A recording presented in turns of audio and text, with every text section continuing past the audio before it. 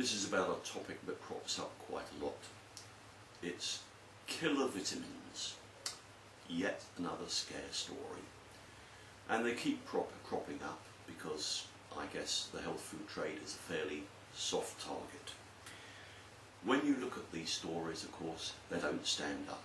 I can remember reading in the Reader's Digest about vitamin C, and the researcher took great pains to say, look, vitamin C does not cause or is implicated in cancer, and yet that's what the headlines screamed. So let's get down to some serious facts on this.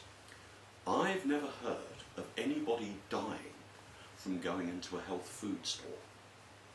I've actually never heard of anyone dying from taking a vitamin.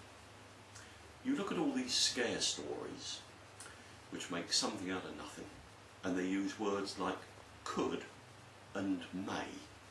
Well, if you had too much water or ice cream or potatoes, you could injure your health and harm may come of it.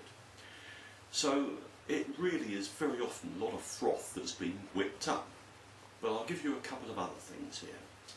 In 2008, there was a meta-analysis done by the Copenhagen Institute.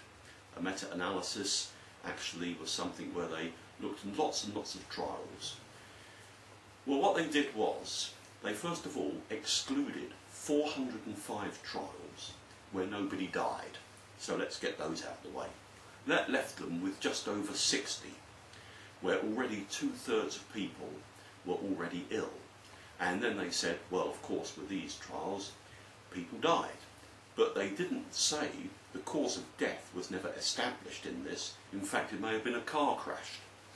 So when one looked at it under the microscope, it didn't actually stand up. And a journalist, an investigative journalist who tried to pursue this, wrote to the Institute and never got an answer. And I'll now read you another one here that made world headlines. Cancer patients who took either vitamin A or vitamin E supplements were 40% more likely to suffer a recurrence of their cancer than those who didn't take any supplements. But the researchers from the Quebec Research Centre, who published a study in 2005, reanalysed their data and realised they got it wrong.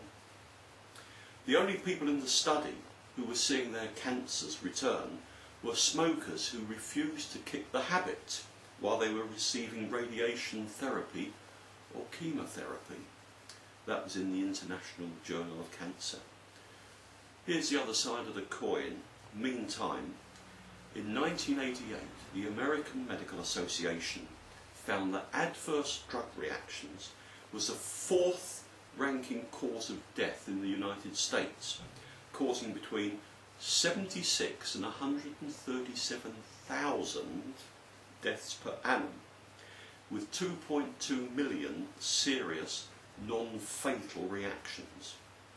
In the UK, Patel et al. Research paper of the 25th of September 2007 found that adverse drug reactions here accounted for 6.5% of all acute hospital admissions and 5,000 deaths in England alone a year. So, that kind of puts it in perspective. For what it's worth, the recommended daily allowances for vitamins and minerals came about in the 1930s. The trial groups were sometimes quite small. For example, on vitamin C, the trial group was no more or fewer than 10 people. They were prisoners who volunteered. It actually would have been 12, but 2 escaped. So you've got to remember when you look at the RDAs and whether you exceed them, that our food was far more nutritious in the 1930s than it is now, and there was nothing like the pollution around that there is now.